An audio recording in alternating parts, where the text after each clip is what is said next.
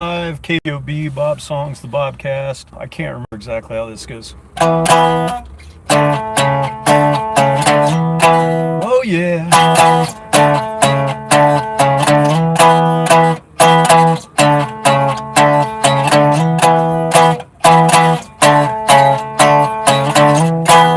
My head is broken, I'm so tired. I need some fuel to build my fire. The girl next door, her lights are on, yeah. The light is gone and I'm down and out. I'm not taking any calls right now.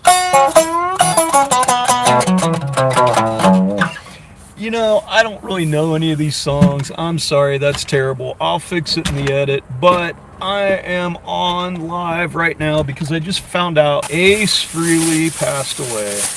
Ace was kind of important to me. He did some weird shit. True. Who doesn't do weird shit in their life? You know what I'm saying? Who doesn't? Who among us can say, I'm not guilty of doing some strange stuff? Thinking strange thoughts or whatever. So, Ace, this is for you, man. I hope you're in heaven somewhere. That's not too bad. You know, Ace would not approve. That's one of the greatest things about Ace Frehley is once he got cleaned up. I remember I saw him live at the Vogue in Indianapolis. Put on an amazing show. And of course, as usual, I drank 800 beers. You know, I didn't drink hardly alcohol back then, but that was my 20s, so I drank beer very well. And I got pretty hammered and, you know, I was just excited to be there. It's a small venue, and I yelled something up to the stage. It probably sounded stupid, idiotic, because I was drinking. But Ace Frehley was, you know, he said into the microphone, he's like, hey, if you guys are partying out there, be careful and get home safe. You know, don't drink and drive. And he was always like really positive with that message once he got cleaned up, and I really still admire him for that. That was just one of the things though that I could say about Ace Frehley, man. Ace Frehley to me is probably the one member of, well, him and Peter Criss, but he's the one with the personality. To me, he's the guy who did not lose his cool. I don't know how to put this. Like Paul Stanley and Gene Simmons, they're so concerned about money. You know, it's like you guys are zillionaires anyway. Why are you so worried about money and patents and all this stuff? And that's something that Ace Frehley never did, which I respect. I think that's pretty good. Here's to you, Ace. You know, they would ask, like, why don't you write more songs? And he said, well, I don't write more songs because I only write when I have something to say. Excuse me. That one's for you, Ace, too. So I thought, in my opinion, his voice was the weakest of the three. The three incredibly strong singers, and then him. But, you know, his voice is one of those voices where you grow to like it after a while. You know, shock me. And I was just singing that song like a couple months ago and making fun of it and saying that, you know, I think it was meant to be fuck me, but you can't say fuck me in the, you know, in a recording, so he made it shock me. I don't really know about it, if that's true or not. I think it was shock me because he got shocked. You know, they thought he was electrocuted at first. Something was not grounded, and he touched a metal guard, you know, a metal handrail going down the steps, because their stage had steps, and he touched that, and it shocked him, and he passed out. And he almost died. You know, it's a lot of current running through those stages. So anyway, yeah, that was that was kind of cool. His guitar solo, if you've never seen it, is pretty amazing. Definitely check out his guitar solos. He would put a smoke bomb.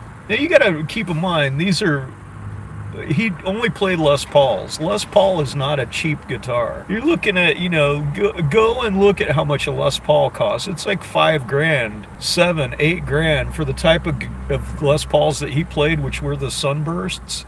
And he's putting smoke bombs in these things and lighting the fuse on a smoke bomb, and then, you know, And smoke bombs have that piece of flame that comes out that's like a blowtorch, and he's got this thing in his guitar. When he's setting off these fireworks in his guitar, he ended up like burning his leg a couple times trying to get this thing down that he was trying to do, this stage move. So he ended up in, I think it's the right leg. I'm not sure if it's the right or left. I want to say it's the right leg on his costume, his stage clothes. He put a piece of asbestos there where the smoke bomb was going to be so that he could do the smoke bomb. That's dedication, man. When you want to have a smoke bomb, that much that you want to make your audience happy, and you put some asbestos in there. And then, of course, he had the LED light. He was a showman, definitely.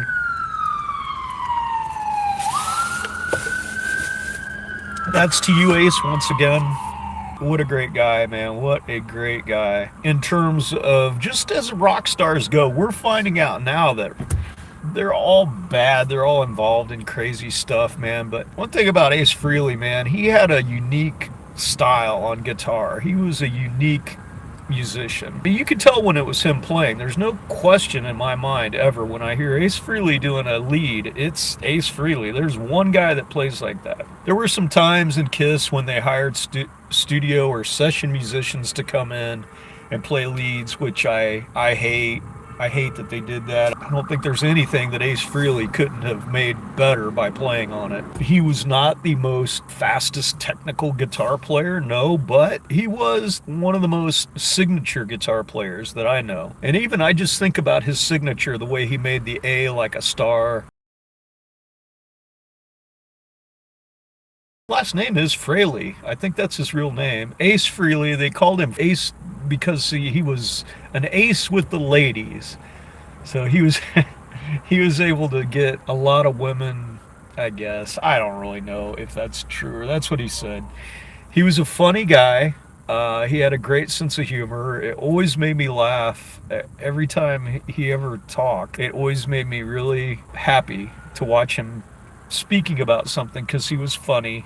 He had that cackling laugh, that laugh, that Ace Frehley laugh, which I thought was really good. He said and did crazy things, and he drank and did a lot of drugs in the beginning of the Kiss thing, and I think pretty much the first time he was in Kiss, the entire time, I think he was drinking and doing drugs. And that bothered the guys in Kiss. I don't blame them. That can be, if it's heavy use, I get that can be a problem after a while. You get worried about people, and then you're tired of being worried about them, and, they just keep doing it, and nothing, they won't slow down. It's just like, could you at least keep it down to, a case of beer and don't take any pills with the beer, or, just something, just a little less. Despite that, I still found him appreciable. If you watch his interview on the Tom Schneider show, that's really good. I forget what they called that. There's an interview, you can look that up, and he's really funny on that. When they did Kiss Meets the Phantom, he didn't take it seriously because it was definitely a B movie at best. It was not Star Wars by any means. He had someone stand in for him, which is like a big muscular black guy, which I think was really funny. That alone I think was really great. And here's to you, Ace, again. He was even funnier when he quit using alcohol. He had that New York attitude, that Brooklyn or the Bronx, the type of attitude where like, he would say that too,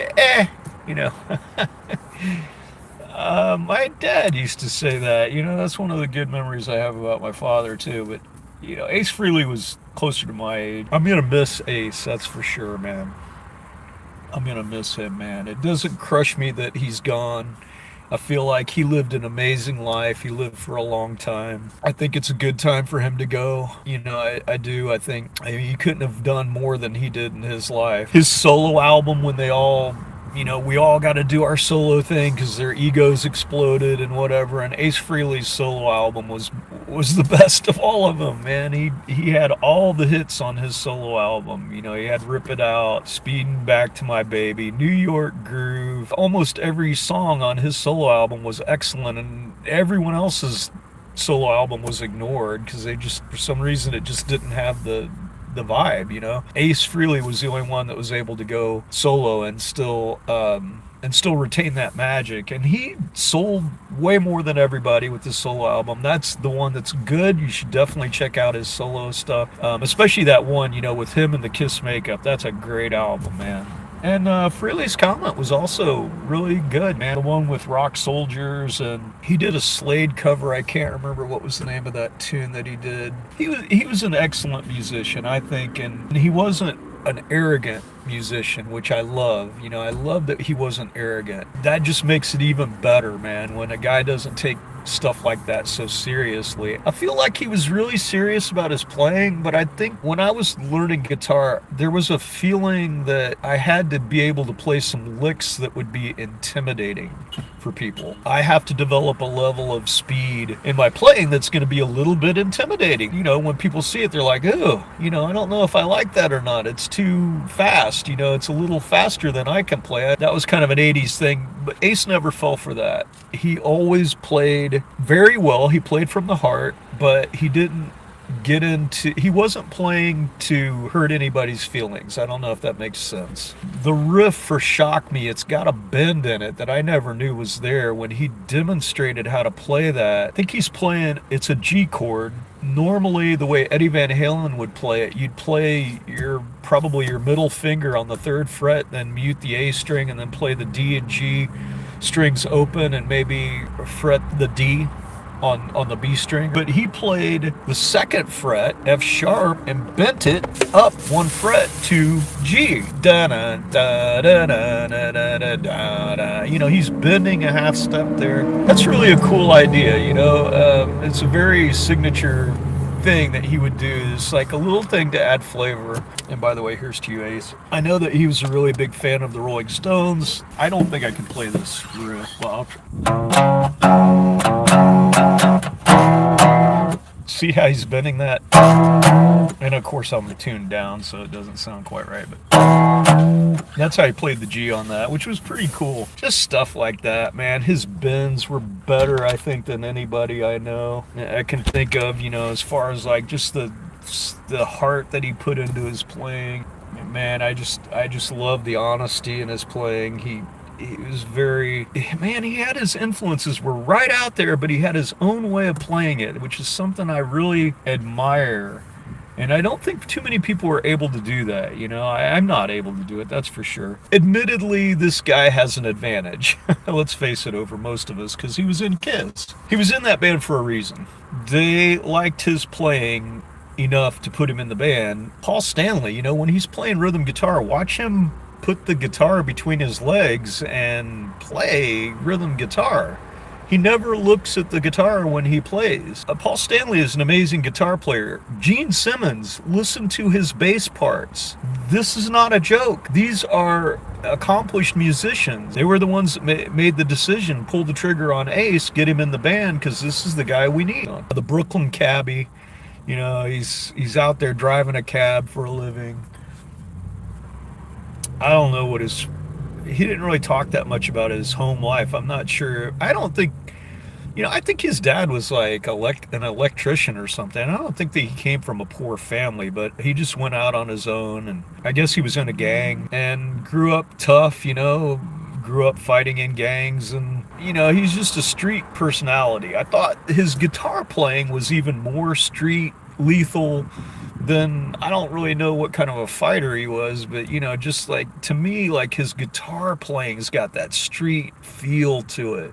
It's got like just a very honest, brutal way of playing. He was not a small dude. I mean, he had to be like 6'2", 6'3". His hands are big. If you look at him, you know, he's got those nice big hands for guitar playing. I had heard that other parts of his anatomy were similarly in proportion, which, you know, I say good for him.